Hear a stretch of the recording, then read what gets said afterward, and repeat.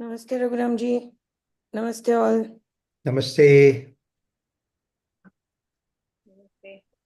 We are live, Raghuram ji. We can start. Okay. Om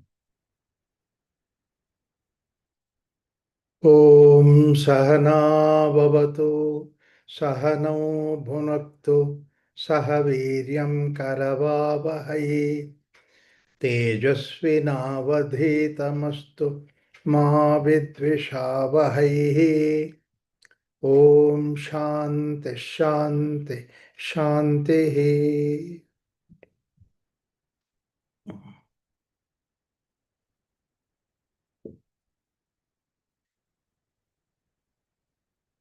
So far, what happened is all the three states of experience that we have, Jagrata, Swapna, Sushupti, or all the experiences that we have been divided into all these three states of experience: wakeful, dream, and dreamless sleep. These are the three states of experiences that we have.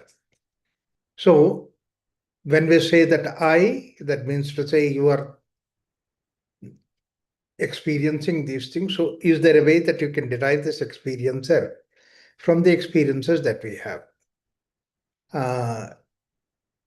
So therefore, one thing is that it is the experience that we have is because of prajna, your awareness. So therefore, that what happens is that we often think that basically we are the awareness. That's a very simple, common conclusion. It's okay for a small, simple, native, normal purposes, but for a deeper understanding that we need to clarify about that. So one thing he says that the next mantra that he comes with is the seventh mantra, which is the Mandukya Upanishad.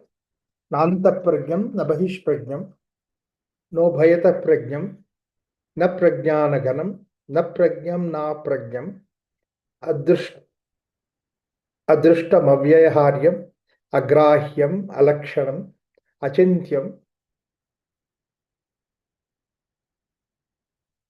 avyapadeshyam, ekatma pratyasaram, prapanchopashamam, shantam, shivamadvaitam, chaturtham manyante. So based on the experience that we have, so what is the prajna? What is that you? What is that I we are looking at? What is that Atman that we are looking at? The way that Upanishad proceeds is that what is not me, so that what is me is left behind. So therefore, he comes with the idea of what is not me. Normally, very easily, what happens is that the moment that you become a sadhaka, a spiritual person, first thing that comes up is that we become conscious inside. Like, for example, very simple idea when I say that a spiritual person tells the truth. Immediately there is, am I telling the truth? Am I not telling the truth? Become a observer inside, a watchman inside. And even if when you tell a lie, that there is always this watchman saying that you are telling a lie, you are not telling the truth. It constantly bugs you. Same way about much more so when you do something about himsa and ahimsa. That's why all these questions come up saying that, am I doing himsa? Am I doing ahimsa? Very simple idea is that somebody says that, okay, I'm not a non-vegetarian, I'm a vegetarian. It's okay. Then I become ahimsa. But if you agree with that, if that kind of a simple a formula that you keep it, that's okay, you are saved. But then it is much more deeper because when you look at the way that people who followed ahimsa, much more deeper way, the sense that night we do not have food because that night a lot of insects will be disturbed, this and that. So am I eating food in the night? So therefore am I doing himsa? In Jain philosophy, there's one more thing, that is they don't eat potato because potatoes are taken from the earth. There is himsa there. See, who says all these things is that there is an observer that's inside. And this observer seems to be spiritual, we think of it. In fact, you look at the way that how rigorously that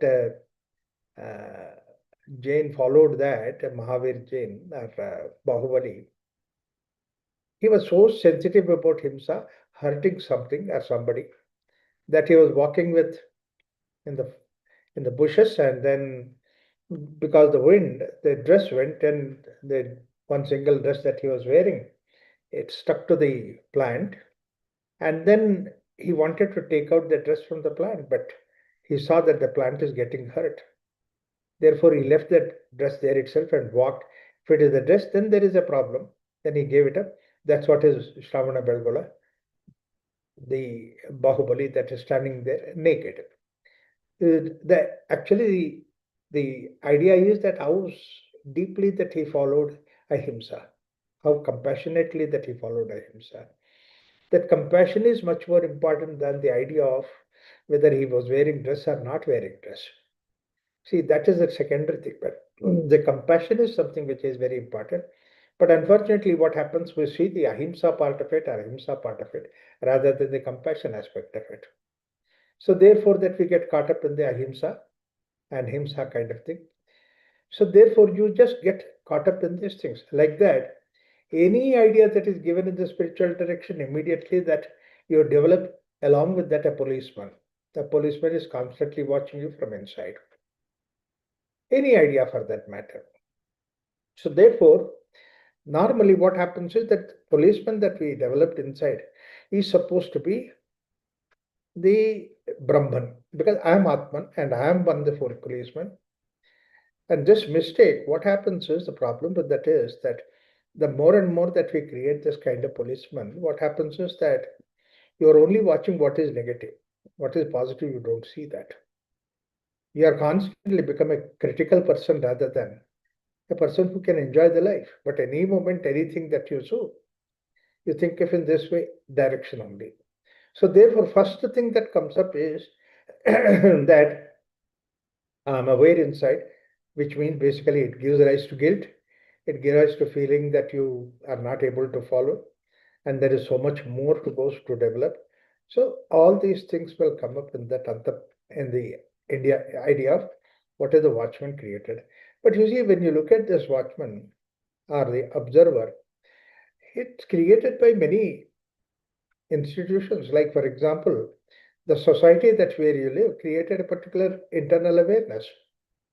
Like, for example, if you are a Hindu, there is a kind of internal awareness. If you are a Muslim, it's a different kind of internal awareness. If you are in India, it is different kind of awareness. If you are outside India, different kind of awareness. And people get caught up in these things so deeply that, particularly where there are a lot of such restrictions are given in the society, in a culture, then people take that restrictions much more serious, and then they feel that they are not able to follow that, so therefore that they constantly are in the state of falling victim of guilt. I've seen a family, that Orthodox Andhra family who were there in America, and you know that when the women are in the periods, that they go out of the house. In fact, in the Orthodox house, that they used to stay out of the house. There is separate house. It is given, like for example, in one corner there is a dog house, like that. Another corner there is a women house used to be there. Mapre, it was such a cruel thing. Now the same thing is followed in America. You know that lady, house lady, and then she was supposed to be on the period. She was left in the balcony. Nobody used to enter the balcony. She is not supposed to enter the, but then she has to go for work. So naturally, she'll dress up from there itself and then go jump from the balcony to go to the office and then come back. My God, I was thinking that what kind of thing that we create. All these things are nothing but that a society gives certain things, culture gives certain things, and then your position will give certain things. So, like that, there are several internal observers that we create. It's a nice thing that we have an internal observer, so that what happens is that everything you cannot monitor from outside. So, what we create is we create an internal observer so that he monitors us. It's a very simple idea, but it is only to monitor us. For that, we created that internal observer. But again, that observer is not you. It is again created by something like a world outside. Outside, whatever it is there, the same way that you create inside. So therefore, the first thing that Upanishad talks about is Nanta Prajnam. that it is not the antaprajnaha, that means internal awareness. See, that's what we have seen in the case of dream. We see the dream. It is because of the internal awareness that we have. And there, actually, the expression of all that, whatever suppressed emotions are there, is given expression to that. So this antaprajna is something which you can see that which is responsible for creation of the dream, or the person who is there in the dream. The same person is something which is in the form of the watchman that we create inside. And this is only functional watchman, it's not yourself. You are still again that, not that. Because why he said not that? It's not constant, everybody. Like, for example, as I said, that Hindus have a different kind of a watchman, Muslims have a different kind of watchman, Christians have a different kind of watchman. A child has a different kind, adult has a different kind. So like that, there'd be different kind of things that is there. So there is not one particular internal, the self that is there, which is giving that. This often we mistake it to be the self. And the mistake it to the self is one thing. The second thing is that becomes like a spiritual, I'm growing spiritually, becoming spiritual. And I've seen that when the moment that the people become spiritual, they become more of a critics of the world outside rather than being spiritual themselves. Because that they follow, not only that they follow, they look at the world, whether others are following or not. Even this way that it will be going on constantly in that engagement only. So therefore, essentially, one we need to understand Nanta Pragyam. It is very clearly, it is not internal awareness, it's only a functional thing that has happened. Like the way externally we have an awareness which is functionally given, internally that we are given an awareness which is internal awareness, Antapragyam. Antaprajna is the one which is responsible for creating the dream, and Antaprajna is responsible for creating inside guilt. All these things are based on Santaprajna that you develop. So first thing, that is why the negation of the understanding about Atma is given by who or what are you. So first thing is that negate all these particular watchmen that we create. It's only functional. It's only for your sake that you create. That's why it is not to find fault with the world or not to feel the guilt trip that you have. It so happened once the you know the uh, the what's his name uh, Dalai Lama was a messenger of peace. We know that the very moment that you see him, you feel the peace. The moment he talks his peace. We had a seminar workshop with him, and I was thinking that he's so committed to the peace. Any word of violence comes out of him. So when we were sitting with a cup of tea and then small circle chit chatting, I was just observing. Dalai Lama said, he says anything about China because Chinese have driven him out. Look at the commitment of non-violence that he has. Yes, Chinese have driven us up. It was uncalled for, unjust, and all this. He said, the worst harsh word that he said was, one day Chinese will understand. Ah, I was feeling so touched because even at that point of time, he has no negativity. It was such a beautiful. So naturally, when he talks about ahimsa, it will be so powerful. So in that seminar, there is one lady, American lady, who was there. And then she heard Dayananda say, Dalai Lama saying that practice ahimsa. That means don't kill animals and all this thing. Then she said, but if it is my work actually um, requires that I do this because I'm a researcher in a lab and where I have to kill these. Then Dalai Lama very politely said that um, try to find out a job as early as possible so that you don't involve with that. That was a nice advice. And then she immediately resigned the job. And 6 months she entered into another job. 1 year later, when I went back to Houston, and this lady came to me, tears in her eyes. She was completely shattered. And I asked, said, what happened? They said, last time you were also there in the seminar. And Dalai Lama said, practice ahimsa. So therefore, I've been involved in killing the, frogs for my research. And ever since I attended that seminar, I gave up that job. Wonderful, you had a nice thing that you're coming out of it. Very nice. But then she said, I came out of it. But my main problem is for almost like 10 years or 15 years, I have been doing that. How many frogs I killed? The guilt of it does not leave me. In fact, now it looks so so big. It has taken such a big shape. Now it's very difficult for me to forget that all those things I have done. See, look at the way that you create a watchman can really create such a problem to you. Antaprajna is very powerful. And we create that antaprajna so that we guide ourselves in the right direction.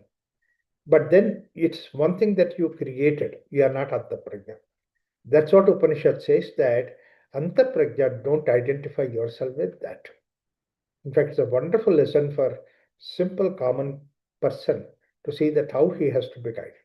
Yes, now I know it. Now I'll come back. That's why we said that one is the sin and the other is called as the guilt. Sin, you come out of it. That means you don't do that. But guilt is something which is bothering you because this is Santa Prajna that we created. Inner awareness or inner watchman that you created.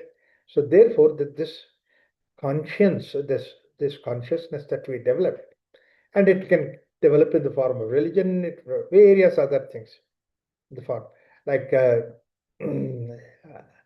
so all these things are supposed to be, if you want to go spiritually, even the guilt, you should come out of it. In fact, how to come out of the guilt?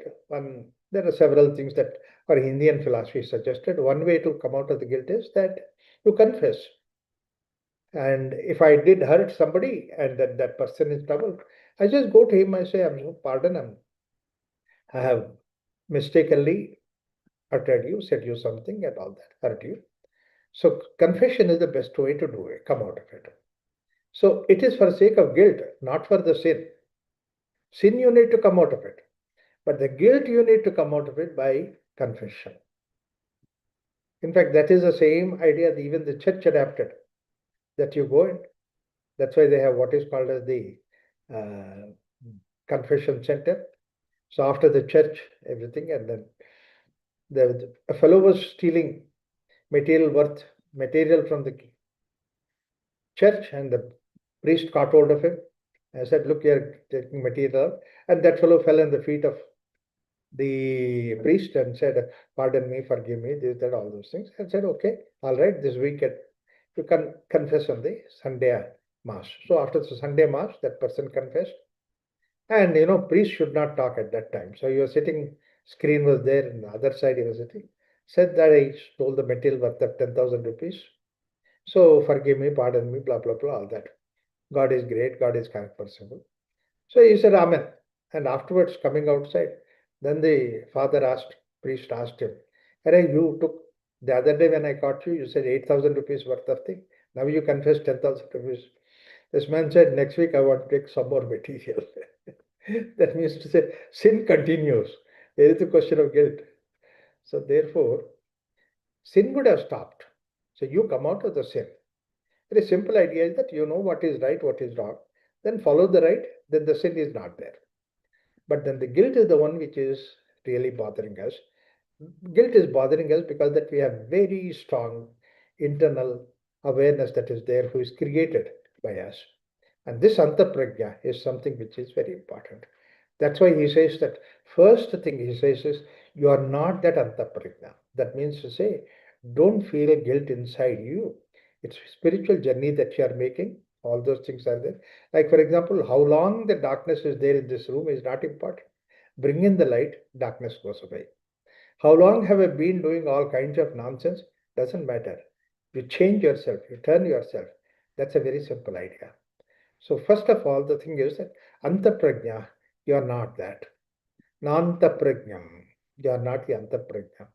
Because basically that all these activities that are happening, both in the Vaishvanara and Taijasa seem to be much more belonging to us. So therefore, we have idea called it the Taijasa Purusha that is there, Anta Prajna. And I am that. I am that Teja Purusha. So feel that you are not that, that's only functionally created. Nanta Prajnam. The next thing is Nabahish Prajnam. That means outside Prajna, you are not there. Outside Prajna, then you see, many times what happens is that outside it's much more easier to control than inside. Inside there will be burning that's going on. Inside the hatred will be there. Inside the jealousy will be there. Very difficult to correct it inside. So first of all, just focus that you should not have the anger, jealousy inside you, antaprajna. Then you see bahish prajna. Bahish prajna, you see that outside manifestation. All these things are not there. So this is, you see that bahish prajna belongs to the Vaishwanaraha. Antaprajna is Taijasa, Vaishprajna, Vaishwanaraha. Or the Bahishprajna is about the wakeful state, and Antaprajna is the dream state. Or the one is the gross level and the other is the subtle level. Their correction comes from the subtle, and then see that at the gross level you make that correction. Now, Ubhayata Prajna. Many times what happens is that you are neither aware inside nor inside, but you are in a different state other than these two. It may be because of some influence of some drug or some food, something like that. We go to a state which is neither wakeful nor dream, which normally we call it a zombie state. See, that means to say you are driven away by some influence of some external substance. So many times the food itself can give, or anesthesia can give us. So these are the drugs can give us. All these things are given. Ubhayataha prajna. That means there is a prajna which is not belong to these two states. Ubhayataha prajna. And that also is an experience that we have.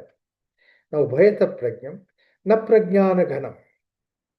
Now, the next one is prajnana ghana. That means basically it's a solidified state of prajnana.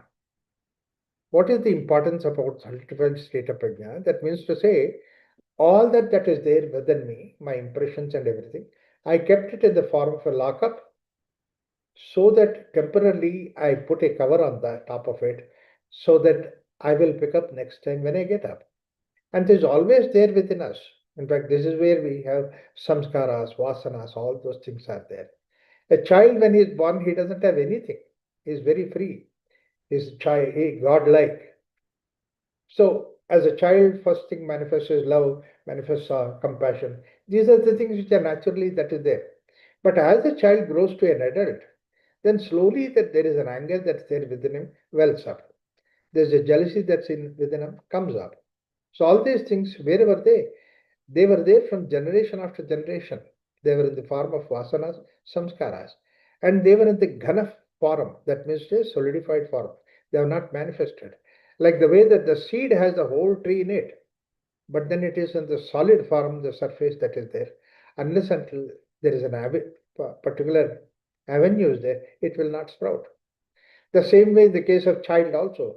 When the child attains puberty, suddenly the sexual instincts come up, and which are naturally there in every human, every creation that is there, but it can come to the manifestation only when a particular ambience is created, time is created. So therefore, that is the until that time in Prajnana Ghana it is there. That's why a child is God-like, but he is not God. He is God-like state, but it's not God. Because basically that all these things, evil that is there, it is manifesting, it's inside.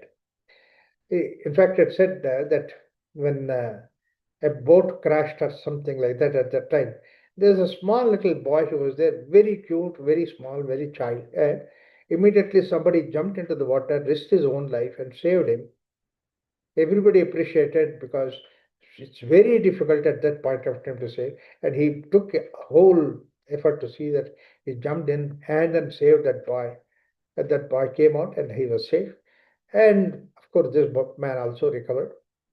But this man who jumped in, who saved him, was supposed to be, he's a Jewish person. whereas the boy that he saved is the Hitler. Look at what happened. Whether often this question comes up, did you do right thing or did you do wrong? Because if you had not saved him, probably we would have eliminated two world wars. But then at that point of time, he was not Hitler. He was only a small little child. So at that point of time, Prajnana Ghana was there. All the anger, hatred, everything was there. Only thing is never manifested. So manifestation takes place. So that means in Prajnana Ghana, there's all these impressions are there, which is responsible for when we come back. And a very simple example is about the sleep. That's why here the Prajnana Ghana is not only the vasanas and samskaras and adi that is there deep inside within us, but also the Prajnana Ghana is a state when you put everything into the lockup when you go to sleep. When you wake up again, everything comes up. This is what we saw in the state of definite in the description of Jagrata Swapna Sushupti Sthana Eki Bhutaha Saptangaha. I mean, there is no anga. It's Eki Bhuta. There's only one thing that is there. Prajnana Ghanaha. There the idea comes Prajnana Ghana. That means everything is in the form of solidified form. It's there here. All the good and bad, evil, everything is that which is the form of seed. You really do not know what is there hidden inside the seed. However, if you try, you can't get what you see. But the only thing is elevate to manifest. When it manifests, then you see that. I remember, when PL 480 came from in 1960s, the wheat came from America. Then PL 480 had also not only the wheat, but there were weeds that came in. It was very dangerous weed that time. And that's what we call it as the Congress grass. Or the way that, what is that? Salanthrophic grass. So initially when it comes up small little plant, it's so beautiful. It's like we have this, the flower which is supposed to be chendu that. So that flower, uh, my mother was very fond of those flowers. So somebody brought those plants, small little plants. Oh, she bought 10 of them and then put in our garden. Then we saw that it is nothing but weeds and the whole garden is spread. So we don't know what comes up in the seed. So therefore, in the seed form, it is there, Prajnana Ghana. And Prajnana Ghana, all that whatever that is there is deep inside. In fact, in the sleep also, when you go to deep sleep also, everything that goes inside in the form of Prajnana Ghana, that means solidified form of Prajna, it comes into the manifestation. That's why we say that whatever the thought, Gurdjieff used to say that whatever thought you nurture before going to the bed in the night, strongly, sincerely, you think of it and then go to sleep. Next morning, you wake up with that same thought. When you open up, the same thought comes up. So, Prajnana Ghana is something which is the deep sleep state experience that you have. So, all these things. Now, basically, what happens is Antaprajna, Bahishprajna, Ubhayata Prajna, none of these things that you are, but at the same time, you are not even Prajnana Ghana. That means to say the deep sleep state, the solidified form of Prajna that is there. When that whole Prajna is the solidified form, experience that you have in the dream state, deep sleep state, is very similar to the Brahmic experience because you are one with the Anandamaya itself. That's why there, in other states that you have the experience of sensory organ, sensory perception, through that you have an experience of Ananda. But here, none of these senses are there, but you are in the state of Ananda. He says that Anandamaya, you become Ananda yourself. So,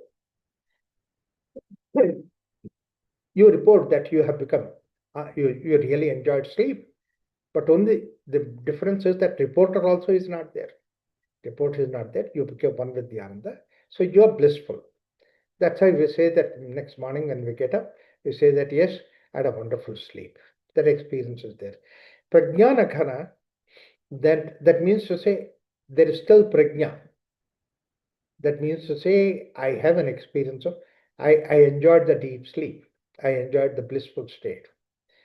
Now that is where basically now he comes to that point very subtly. He says that Nanta Pragyam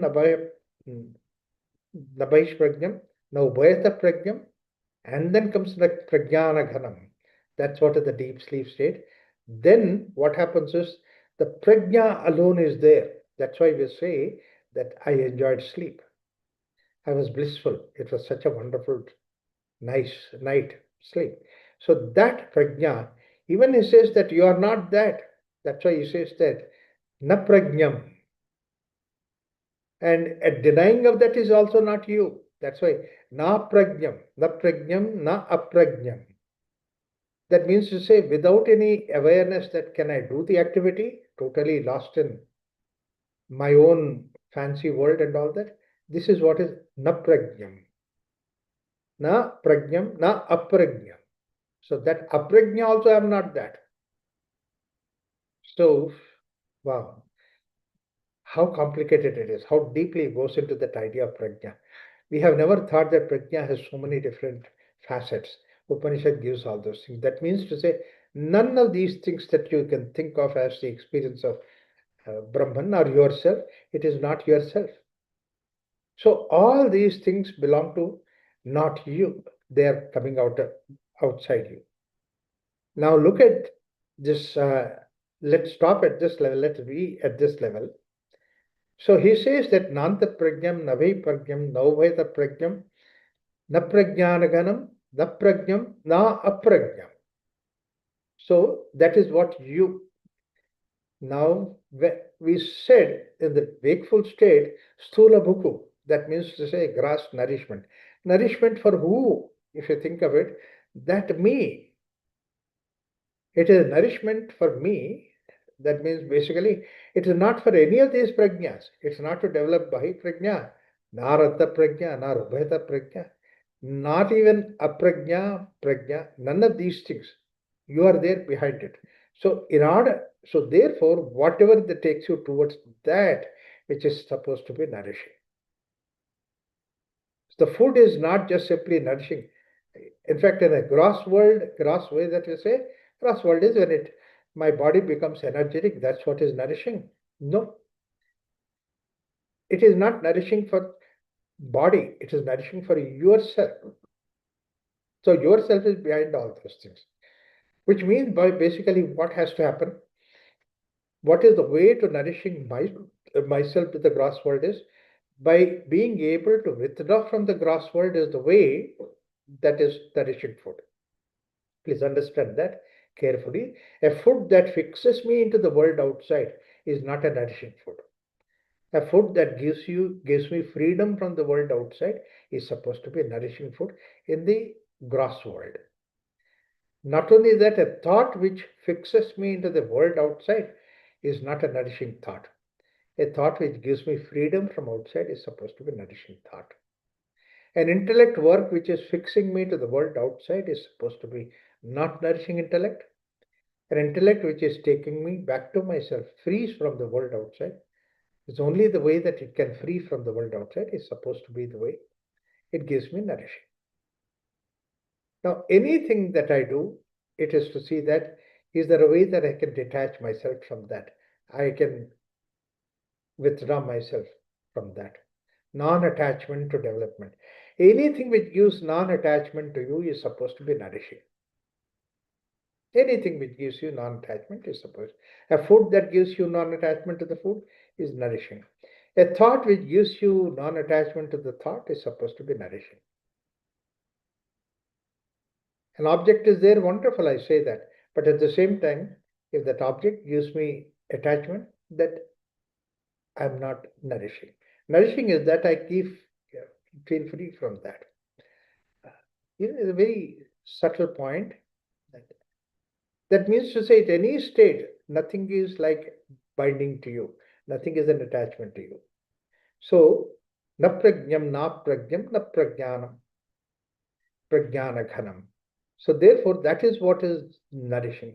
Similarly, dream state or the thinking phase, anything that is there, I create now. Let me explain about that antaprajna.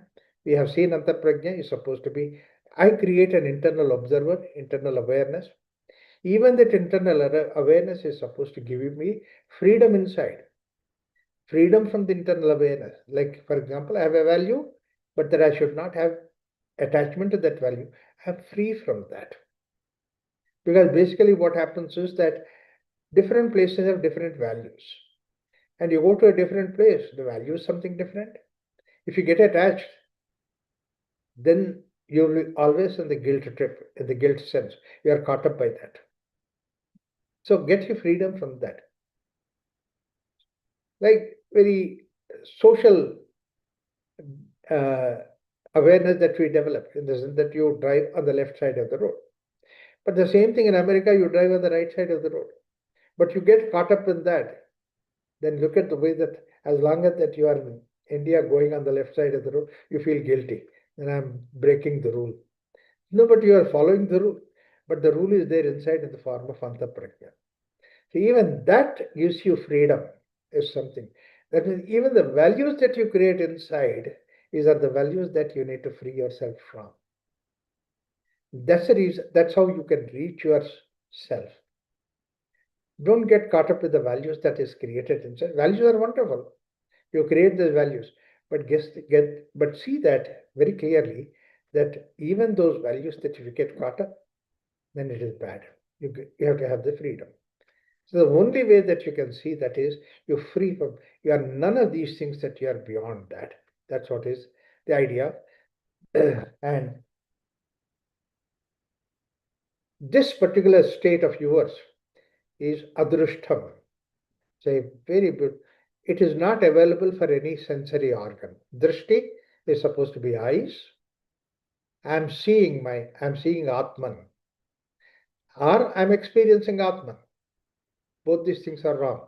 You can't see, you can't experience. Adrushtam. That means to say there is nothing like that you touch that. Not only yourself, but the other Satman also that you cannot see the Atman. So Adrushtam, it's not available for Drishti, that means to say any of the sensory organs, sensory perceptions, it's not available. Adrushtam and Avyavaharyam. You can't deal with this Vyavahara form because Vyavahara is always with the gross world. Vyavahara can be something with the subtle world, and the subtle people, subtle level, you are doing Vyavahara. Like the way that you do the gross world Vyavahara, same way subtle world that you do the Vyavahara. Vyavahara you can do with only whatever that is there outside, but whatever that's there behind the self, you cannot do the Vyavahara. That means interaction, relationship with the Vyavahara. It's like this that gold itself you cannot wear it. Only ornament you can wear it. But ornament itself is not gold. Ornament is an external form of what is the gold that is behind it. So all these things that you create in the form of values, ideas, everything is here outside of you. You're not that. Not only that you are outside, all these things are outside of you. The same way what you see in the person outside is also all that what you see is about his outside or her outside, but what is there not there behind it. Because behind that, whatever that is there, Vyavahara is not possible. In fact, in the first place that we created this dualistic world for creating this Vyavahara. In fact, that's where we started our journey. Idea is that Brahman doesn't have any Vyavahara, but he wanted to create a Vyavahara, that means the interaction, so that that interplay will give you the joyful state, blissful experience. That's why it became hunger and the food. And the hunger and food put together, it becomes something which is a blissful experience. So Vyavahara states that the duality. After becoming dual, after coming out of that Brahma sthiti, then only Vyavahara is possible. Vyavahara is not possible without that. Therefore, that as long as that Vyavahara is there, you are still outside. If you are doing anything for that matter, you are still outside. Including if you are doing meditation, you are doing meditation, it's Vyavahara. So you should go transcend beyond the Vyavahara. Meditation also should drop off. Don't do anything. That's why one of the Upanishad says, Kalati Vahana Yaiva Vinodaya Tapakriya. Getting bored, that's why I say, let's sit and meditate. It's like an occupation that you do it. Same way there is a Zen story, it's a very beautiful story. a king went to the Zen monastery, and then somebody is giving a tour of the monastery, and then says that these are the cottages where people stay, these are the cottages where the food is cooked, and then people eat here, there's a cottage where vyayama happens, and all those things. So there's a huge, wonderful, big cottage that is there in between. He never turned toward that, talked about that. And then this man was becoming restless. He was asking that, what about this? But he ignored that question and said that, here is where that people do this. It's where live, where they sleep. All those things he was talking about. Finally, this man gets really irritated. He said, but you did not tell anything about what they do here, what uh, the bhikshus do here. And he said, I'm so sorry, bhikshus don't do anything here. They are there, they're being, they are not doing. So that is the place where you are there. That's core of yours. Same way that if you look at the circle, the center is not doing anything. The wheel that you see, axle is not doing anything. It's the wheel that is doing everything. Doing is the outside, peripheral. Being is there at the center. So therefore, avyavaharyam. Vyavahara is possible at the periphery. Vyavahara is not possible at the center. And you are the center. So you are not touched by the vyavahara. In fact, it's a very important point for the sake of sadhaka, saying that the sadhana is happening, but you are not doing anything behind it. You are somebody who is, without doing anything, being there. This is what Krishna says in Bhagavad Gita also, saying that, Pashyan, Shrunvan, Svashan, Jigran, Ashnan, Gachan, Swaman, Svashan, all these activities, they are happening. Indriyani, Indirartheshu, Vartanta, iti bhavaya. Indriyas are doing that work. You are not doing it. You are free from that. So what should be done?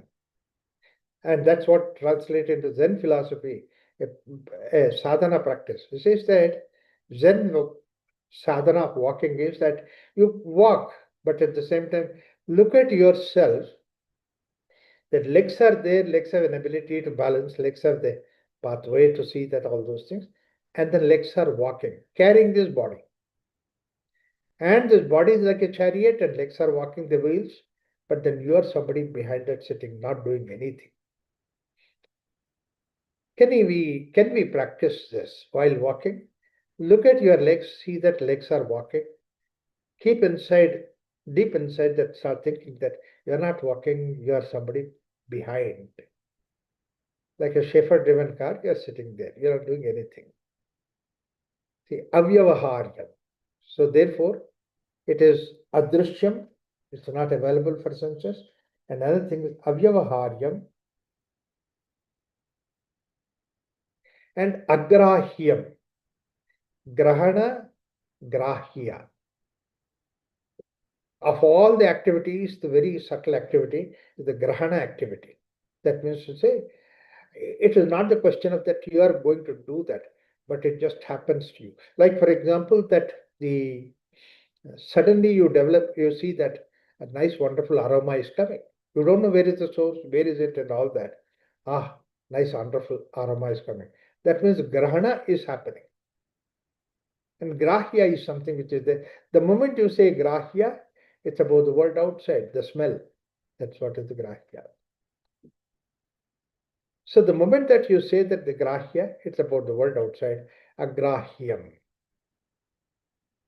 See that you are the one who is doing the grahana when you take it, that you are getting the smell.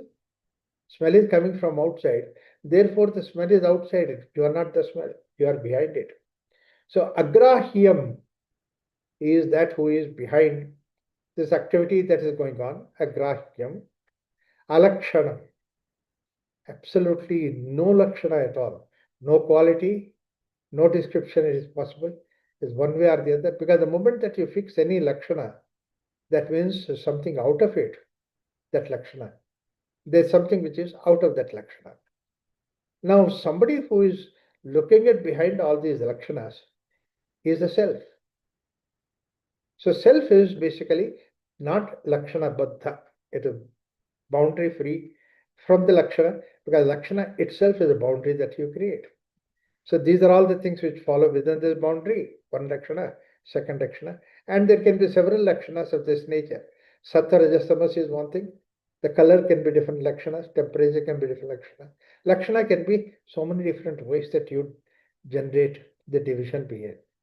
So here it says that alakshanam, that means to say whatever supposed to be, you see the grahyam, lakshanam and drishyam, you see that this activity, and on the one side of the activity, the lakshana, the grahya, the grahana, all those things are the one side of the activity. And you are on the other side of the activity. So you cannot be that. In fact, it is like this.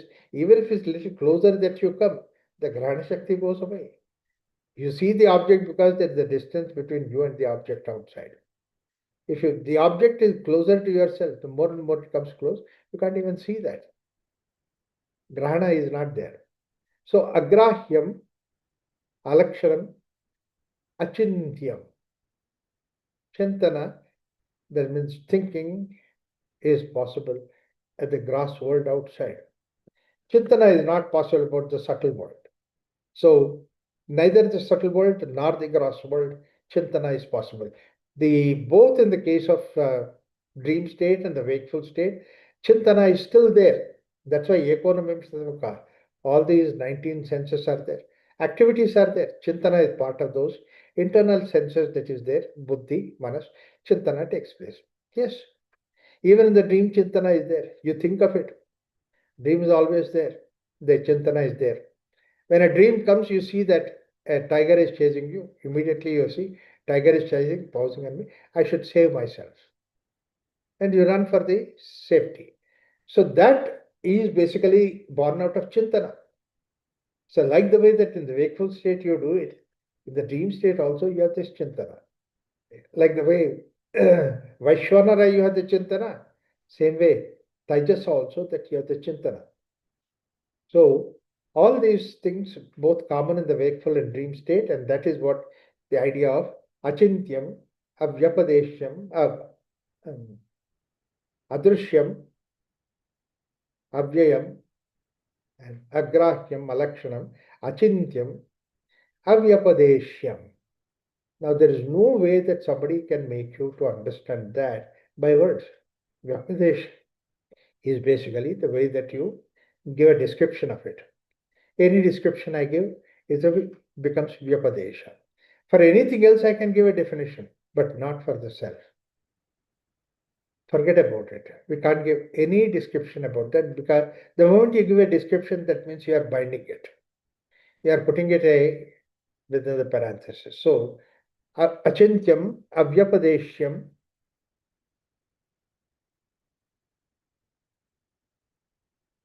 Now he comes to the positive. Until that time, what is not he has talked about. He has not yet said what is it. Because the simple thing is the moment that you say what is it, that means you have now fixed a boundary. And you don't want to fix any boundary of the self. So self does not have any boundary. Forget about the self. Even the space does not have any boundary. Sky does not have any boundary. It's free from that. Not only that, we know that even the water cannot have any boundary as far as the flow is concerned. Water is the same. So therefore, and thought is much more subtler than that. Like for example, I had a thought, I have a thought, and I describe about it, so it becomes your thought. So therefore, that avyapadeshyam, therefore it's positive, ekatma pratyasaram. Ekatma, only one Atman. That means one self.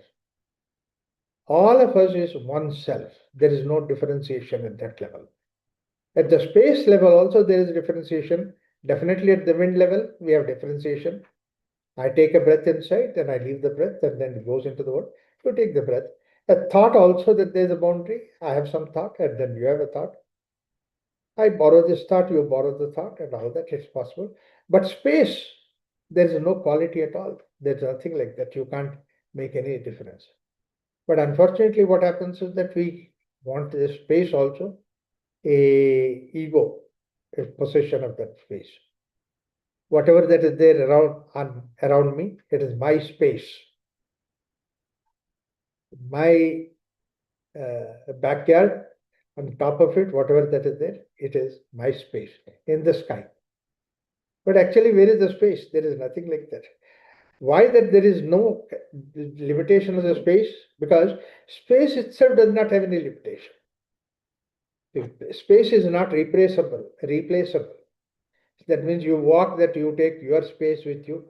No. On your head, whatever that is there, open space that is there in the sky, it goes with you. Not that you have carried any space with you. You can't carry any space with you. Space is something which is always without any prescription that is there. Like, for example, this room has so much of space, and I bring in a couple of big cupboards and keep it here. The space is taken. The cupboard take part of the space.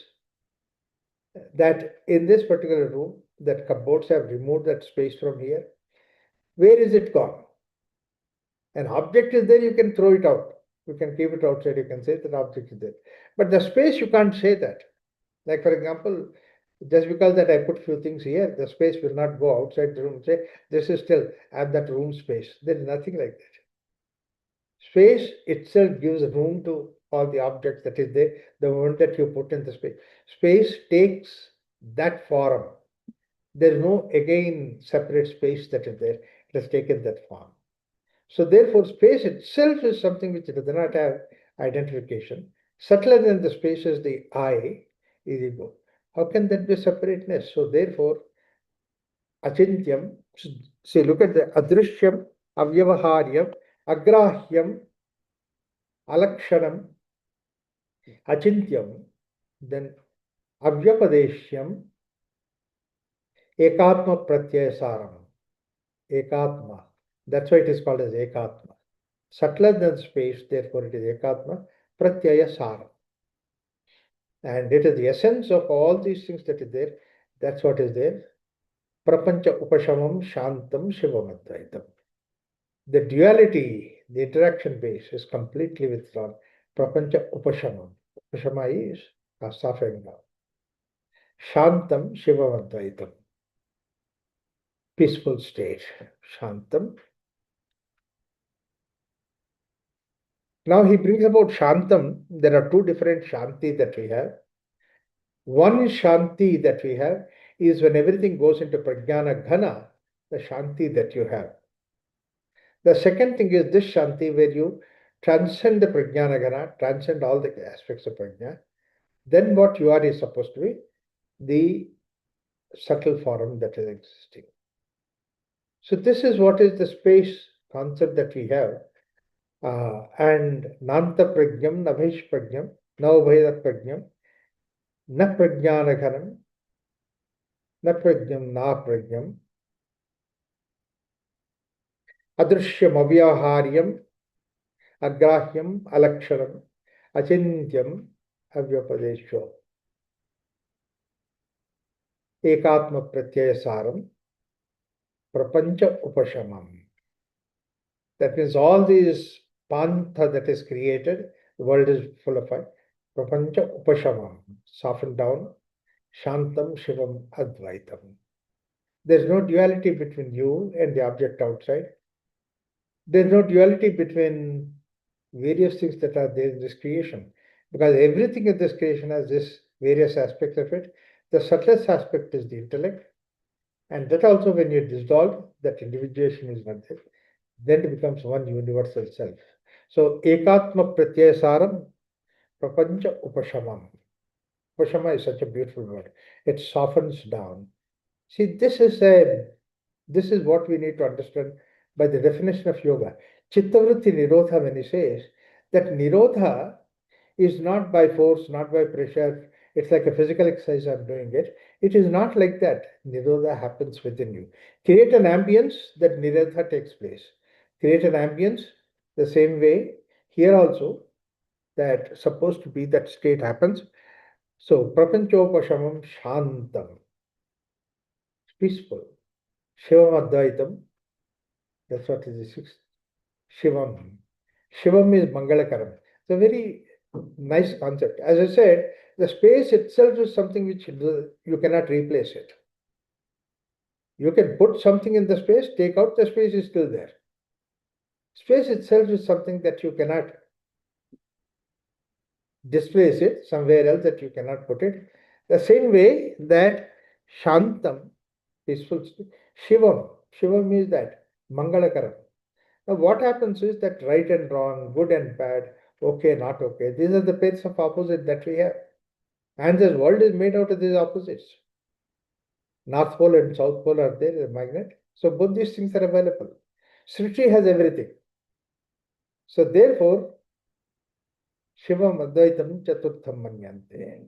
So this state, fourth state, is something which is Shivam Advaitam. There is no duality behind it. Unfortunately, these people have taken it as Dvaita, Advaita, Visistadvaita philosophy. But the idea here is that you transcend the level from the body level to the highest level where the duality is stopped.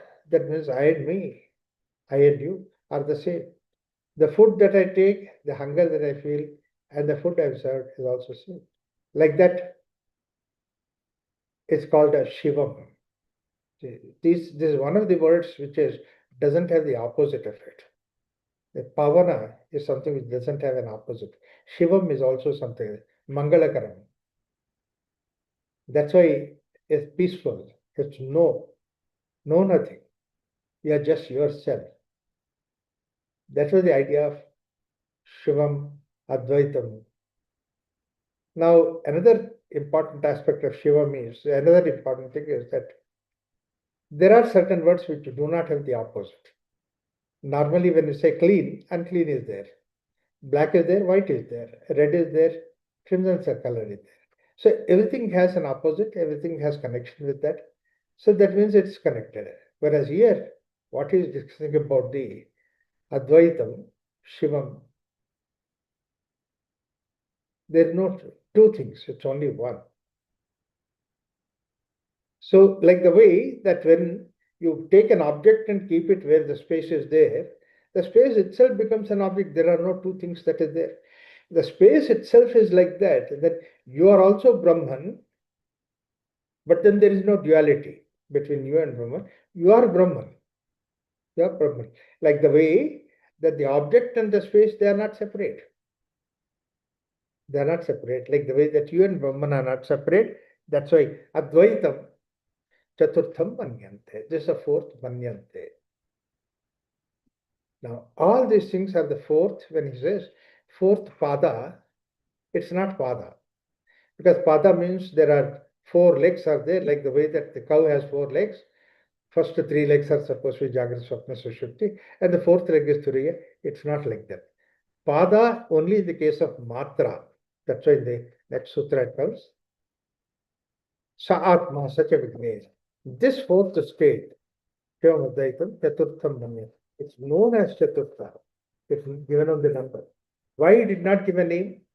Because the moment that you give a name, the name is bound within the alphabets, within the Aum. It's not beyond Ma. It falls within Ma. It doesn't go beyond the Ma. Therefore, it belongs to the world outside, whether it is gross world or subtle world. They have the names. All those names are there. You carry from the wakeful state to the dream state. The names are still there. So both these things are basically the Jagrata and Swapna states. They are with the name. Whereas the deep sleep state, there is nothing to the deep sleep state, nothing, dreamless sleep state. But this Turiya is something which is supposed to be behind all these three things. So do we say that it is something which doesn't have any name? Means it doesn't have any. You have an experience. You have that state. We'll see that experience later on. But ultimately, one thing is that all these three states, they're independent. And Jagrata and Swapnasthi are similar to the wakeful state and dream, there are similarities. But the Turiya is something, it doesn't have any experience of what is separateness. Sushupti and Turiya. Chaturtham Manyante Satma Sachavgneha. So this fourth state is supposed to be you, fourth state. And that fourth state is that all these three states and their rituals are removed from that, then only what you are is the fourth state. So therefore, intellectually, it is supposed to be the fourth state. But do you mean to say that it's only the fourth state is intellectual, is not there within us? It is within us. Do we have an experience?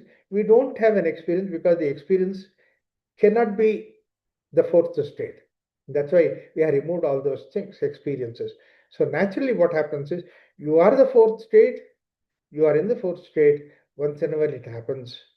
In fact, not only once in a while, many times it happens. Where does it happen?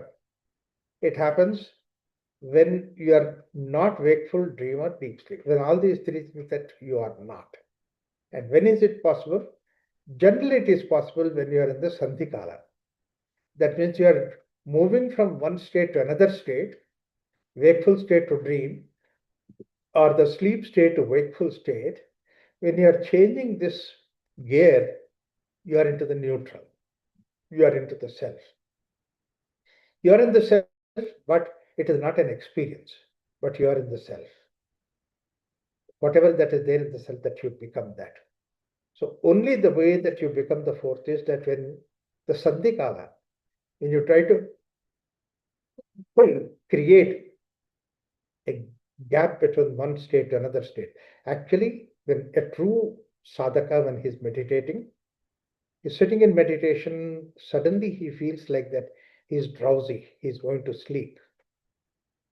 But then that transition time, he may not go to sleep, but that's when he crosses that, what is called as his own natural state of being. It's not doing, it's a state of being. From one doing to another doing that you need to shift, and in between that being state is there available. You all have that. In fact, if we are not touching that gap, we would not have been survived. That's what is the idea. So this transition is something which is very important. Transition from the wakeful to the Sandhikala. That's why we are given such an importance for the Sandhi in this culture, that evening Sandhya Kala, morning it's also Pratha Sandhya. And Sandhikala is something where, in fact, today the scientists say that even physiologically, that the changes take place within the body. So therefore, when the Sandhi takes place, that the system changes. You feel fresh because you are with the new system that is there. That is the advantage that we have. So, Nivritte Sarvat, then after giving this idea, Gaudapada now interferes. A few slokas he gives, and Alahata Shanti, and that's what he gives the idea in the form of next karikas that he has given, where he tries to elaborate whatever that state of self that we have derived. But from this understanding, that let's come to very clear idea, saying that every time when you are meditating, actually you are gathering yourself the wakeful, dream, deep sleep state, and you are trying to be in the center. That's why, in order to withdraw from the wakeful state, meditation, dim down the lights, stop all the sounds, everything. That means impact of the wakeful state that you removed. If there is a food that you have taken, let it give about 4 or 5 hours. So digestion process is complete. Outside is not demanding you.